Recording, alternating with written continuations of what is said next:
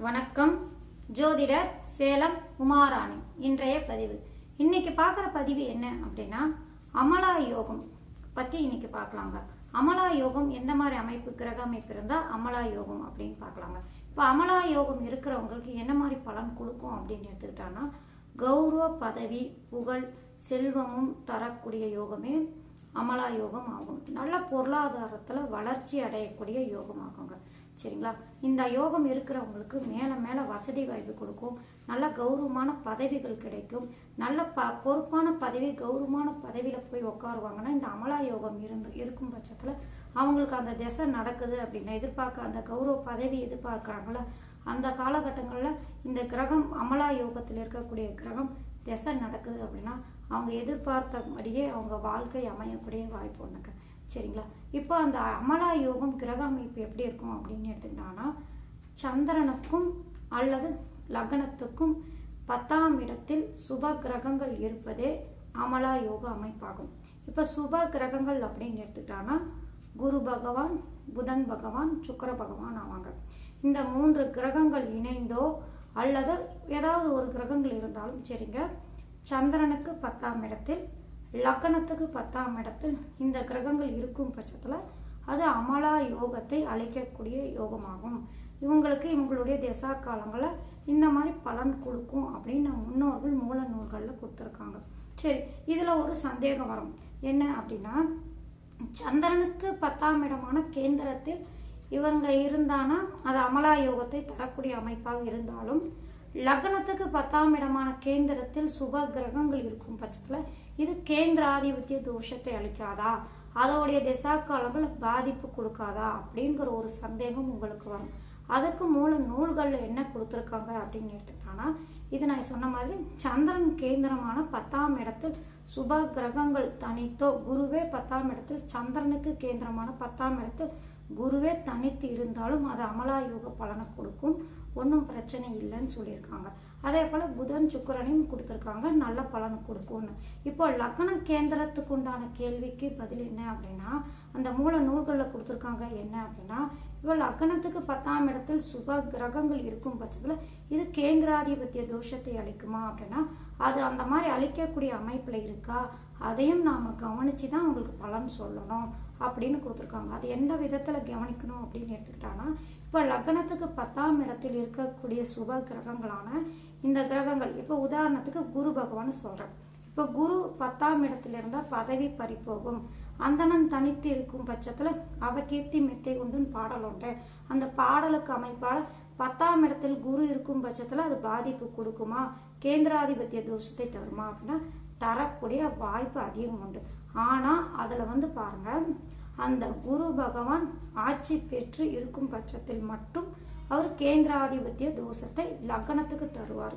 அந்த லக்னத்துக்கு 10ஆம் இடத்தில் குரு பகவான் ஆட்சி இருக்கக்கூடிய அமைப்பு அப்படின்னு எடுத்துக்கிட்டாங்கன்னா இந்த மிதுன லக்னத்துக்கு இருக்கு இல்லைங்களா, மிதுன லக்னத்துக்கு 10ஆம் இடத்தில் மீனத்தில் குரு ஆட்சி பெற்றிருக்கக்கூடிய அமைப்பில் கேந்திராதிபத்திய தோஷத்தை கொடுக்கும். சரிங்களா?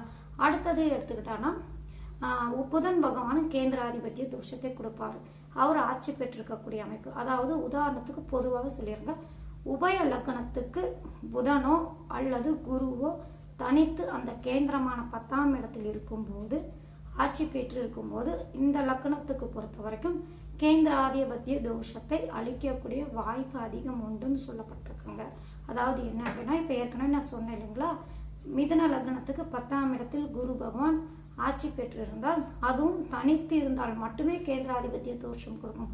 அதுவே 10ஆம் இடத்தில் இருக்கக்கூடிய குரு பகவான் வக்ரமாகவோ அல்லது அந்த லக்ன சுபர்களுடைய சேர்க்கையோ இந்த மாதிரி ஏற்பட்டுட்டாலும் அது கேந்திராதிபத்திய தோஷத்தில் வராது, பாதிப்பு தராதுன்னு விதிக்கு விதி விலக்கெல்லாம் கொடுத்துருக்காங்க. சரிங்களா?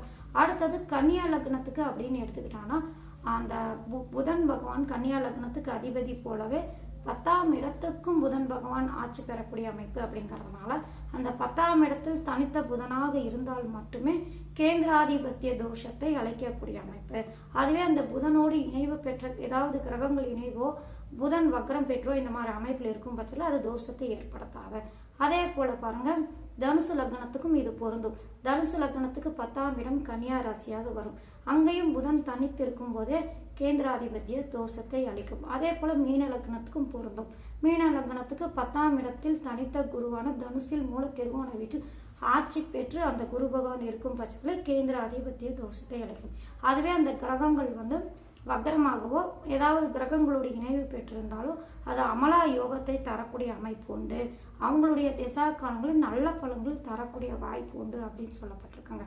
இப்போ அமலா யோக அமைப்பு அப்படின்னு எடுத்துக்கிட்டோம்னா சந்திரனுக்கு 10ஆம் இடத்தில் புதன் பகவானோ அல்லது சுக்கரனோ அல்லது குருவோ, இந்த 3 கிரகங்கள் ஏதாவது ஒரு கிரகங்கள் இருந்தாலும் சரி, 3 கிரகங்கள் இருந்தாலும் சரி, இந்த கிரக அமைப்பு சுப கிரகங்கள் சந்திரனுக்கு 10ஆம் இடத்தில் இந்த கிரகங்கள் இருக்கும் பட்சத்தில் அவங்களுடைய திசா காலங்களில் நல்ல வளர்ச்சி கொடுப்பாங்க, தொழிலில் வளர்ச்சி கொடுப்பாங்க, முன்னேற்றத்தை கொடுப்பாங்க.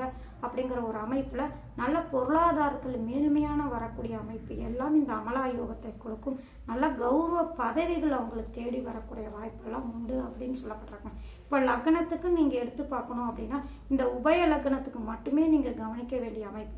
ஏன்னா உபய லக்னத்துக்கு நான் இப்போ ஏற்கனவே பிரித்து சொன்னேன் இல்லைங்களா, கேந்திராதிபத்திய தோஷத்துக்கு ஆட்சி பெற்று தனித்து நின்றால் மட்டுமே தான் அது கேந்திராதிபத்திய தோஷத்தை கொடுக்குமே தவிர மற்றபடி எடுத்துட்டா அமலா யோக பலன்கள் நான் சொன்ன மாதிரியே அவங்களை அவங்க வக்ரமாகி இருந்தாலோ அல்லது வேற கிரகங்களுடைய சம்பந்தம் ஏற்பட்டுட்டாலோ அந்த அமலா யோக பலன்கள் முழுமையாக கொடுக்கும். அப்படின்னு இந்த கேந்திராதிபத்திய தோஷத்துக்கும் அமலா யோகத்துக்கும் உண்டான பிரித்து பார்க்கக்கூடிய அமைப்பே உண்டுங்க. இந்த மாதிரி அமைப்பில் தான் பார்க்கணும். மற்ற லக்னமான மேஷ லக்னத்துக்கு, ரிஷப லக்னத்துக்கு, கடக லக்னத்துக்கு, சிம்ம லக்னத்துக்கு, துலா லக்னத்துக்கு, விருச்சக லக்னத்துக்கு, கும்ப லக்னத்துக்கு, மகர லக்னத்துக்கு, இந்த லக்னத்துக்கும் பாருங்க 10ஆம் இடத்தில் குரு, சுக்கரன், புதன் இந்த மாதிரி இருந்தாலும் அமலா யோக பலன்கள் கொடுக்கக்கூடிய வாய்ப்பு உண்டு. சரிங்களா.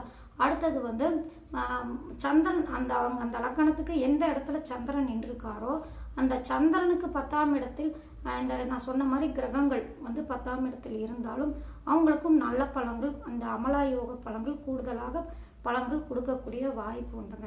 இப்போ கேந்திராதிபத்திய தோஷத்துக்கு ஏற்படுத்தக்கூடிய அமைப்பை இந்த உபய லக்னத்துக்கு மெயினாக நம்ம கவனிச்சு தான் பலன் நிர்ணயம் பண்ண முடியும்.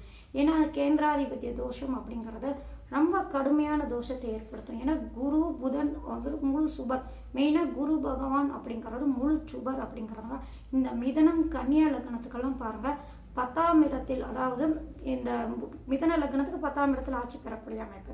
கன்னியா லக்னத்துக்குன்னு அப்படின்னு எடுத்துக்கிட்டா 10ஆம் இடத்தில் இருக்காரு அப்படின்னா அதையும் தோஷத்தை ஏற்படுத்தக்கூடிய அமைப்பெல்லாம் வந்துடும். ஏன்னா கன்னியா லக்னத்துக்கு அந்த குரு பகவான் யாரு, அந்த குரு பகவான் பாதகாதிபதி அமைப்பில் வந்துடுறதுனால 10ஆம் இடத்துல இருந்தால் அதுக்குண்டான பலன் எப்படி கொடுக்கும் அப்படின்னு எடுத்துக்கிட்டாங்கன்னா அந்த இடத்துல அந்த புதனுடைய நிலை பொறுத்து பலன் கொடுக்கும். அடுத்தது அந்த குரு தனித்து இல்லாமல் சனியோடையோ சுக்கரனோடையோ அல்லது வக்கரமாகியோ இந்த மாதிரி அமைப்பில் இருக்கும் பட்சத்தில் இந்த பலன்கள் கொடுக்கக்கூடிய அமைப்பு உண்டு. சரிங்களா. அதே போல தான் தனுசு லக்னத்துக்கும் எடுத்துக்கணும். தனுசு லக்னத்துக்கு 10ஆம் இடத்தில் போய் குரு இருந்தாலும், குரு லக்னாதிபதியாக இருந்தாலும் சுகாதிபதியாக இருந்தாலும் குரு அப்படி தனித்து இருந்தால் அது கேந்திராதிபதியத்தை தனுசு லக்னத்துக்கும் தரக்கூடிய வாய்ப்புகளால் உண்டு. அந்த நான் தனித்து இருந்தாலும் லக்னாதிபதி சுகாதிபதியாக இருந்தாலும் என்ன அவர் பார்க்கக்கூடிய இடங்கள் சுபத்துவமாக இருக்கும். அவர் பார்க்கக்கூடிய என்ன தனுசு லக்னத்துக்கு 10ஆம் இடத்தில் கன்னியா ராசியில் குரு இருந்தாலும் 4ஆம் இடத்தை பார்த்துடுவார். 4ஆம் இடம் வீடு மனை தாயார் அப்படிங்கிறதுலாம் அந்த விஷயத்தையெல்லாம் அந்த ஜாதகருக்கு நல்ல பலன்களாக கொடுத்துருவார். நல்ல வசதி வாய்ப்பு, வீடு மனை, தாயாருடைய ஆதரவு, தாய் வழி உறவு நிலை நல்லா இருக்குது, இந்த மாதிரிலாம் கொடுத்துருவார். ஆனால் 10ஆம் இடமான தொழில் ஸ்தானத்தில் பாருங்க அந்த இடத்துல அந்த பிரச்சனை இருந்துக்கிட்டே இருக்கும். அந்த ஜாதகர் அதுவும் அந்த திசை நடந்தால் அது அந்த டைமில் பாதிப்பு கொடுத்துரும். மற்ற டைமில் பிரச்சனை தராது. ஆனால் அந்த திசையே நடந்தானா தொழிலில் பாதிப்பு கொடுத்துரும், பிரச்சனை கொடுத்துரும், சங்கடங்கள் வந்துடும். அது மாதிரி அந்த இடத்த அந்த இது பண்ணிடுவார், பிரச்சனை கொடுத்துருவார். ஆனால் அந்த புதன் அவரோடைய இணைந்தோ இந்த மாதிரி அமைப்பில் இருக்காரு அப்படின்னா ஓரளவு நல்ல பலன்கள் கொடுக்கும். இன்னொரு அமைப்பும் உண்டு. இங்கே பரிவர்த்தனை யோகம் ஆயிருந்தாலும் நல்ல பலன்கள் கொடுக்கும். குரு பகவான் கன்னியா ராசியிலையும் புதன் பகவான் மீனத்திலையும் நீச்சம் பெற்று இருந்தாலும் சரிங்க, புதன் மீனத்தில் புதன் பகவான் நீச்சம் பெறுவார். ஆனால் குரு இந்த கன்னியா ராசியில் இருக்கும்போது பரிவர்த்தனை யோக அமைப்பில் வர்றதுனால இதுவும் நல்ல பலன்கள் தரக்கூடிய அமைப்பெல்லாம் வந்துடும். சரிங்களா. இந்த மாதிரி அதே போல் சுக்கிர பகவான் இருந்தாலும் இந்த சுக்கிர பகவான் தனுசு ராசிக்கும் சரி தனுசு லக்னத்துக்கும் சரி மீன லக்னத்துக்கும் பகை கிரகமாக வரக்கூடிய அமைப்பு. இப்போ தனுசு லக்னத்துக்குன்னு அப்படின்னு சுக்கிர பகவானை எடுத்துக்கிட்டான்னா அவர் 6-11ஆம் அதிபதியாக வரும், மாரகாதிபதி ரோகாதிபதியாக வருவார் தனுசு ராசிக்கு. அடுத்தது தனுசு லக்னத்துக்கு மீன லக்னத்துக்குன்னு அப்படின்னு எடுத்துக்கிட்டா 3-8ஆம் அதிபதியாக வரக்கூடிய அமைப்பு. அப்படிங்கிறதுனால அதுவும் அந்த என்ன காரகம் பெற்றிருக்கோ, என்ன ஆதிபத்தியம் உண்டோ அதையெல்லாம் கலந்தே அந்த பலனை அந்த ஜாதகர் கொடுக்கக்கூடிய அமைப்பு தான் இருக்கும். சரிங்களா? ஆனால் அந்த கிரகம் அது தந்தாலும் அது அமலா யோக அமைப்பில் இருக்கிறதுனால அந்த லக்ன சுபர்களுடைய சேர்க்கை சம்பந்தம் ஏற்பட்டிருக்கும் போது அந்த அமலா யோக பலன்களும் பகை கிரகமாக வந்தாலும் கொடுக்கக்கூடிய வாய்ப்பு உண்டு அப்படின்னு சொல்லப்பட்டிருக்குங்க. சரிங்களா? இந்த தாங்க அமலா யோக அமைப்பு அப்படின்னு எடுத்துட்டா சந்திரனுக்கு 10ஆம் இடத்தில் சுப கிரகமான குரு புதன் சுக்கிரன் 10ஆம் இடத்தில் நின்றிருந்தால் இது சிறப்பான பலனை கொடுக்கும். அவங்களுடைய திசாக்காலங்களும் முன்னேற்றத்தை அதிகமாக தரக்கூடிய அமைப்பு.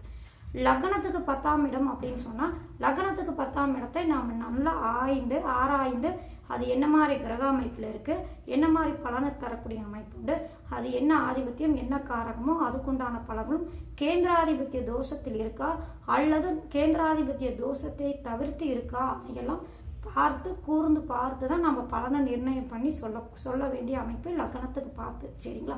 இப்போ அமலா யோகம் அப்படின்னு எடுத்துக்கிட்டாங்கன்னா அவங்களுக்கு முழுமையான யோகம், பட்ட பதவி கொடுக்கக்கூடிய யோகம், பொருளாதாரத்தில் வசதி தரக்கூடிய யோகம், சிறப்பான யோகம். அந்த கிரகம் அந்த குறிப்பிட்ட திசை அந்த எதிர்பார்க்குறாங்க பார்த்தீங்களா, நல்ல வயது சம்பாதிக்கக்கூடிய காலம், நல்ல வயது உடைய காலங்களில் இவங்க சம்மந்தப்பட்ட திசை நடக்கும் பட்சத்தில் அமலா யோகம் சிறப்பான பலனை தரும் அப்படின்னு முன்னோர்கள் மூல நூல்களில் கொடுத்துருக்காங்க. நன்றி, வணக்கம்.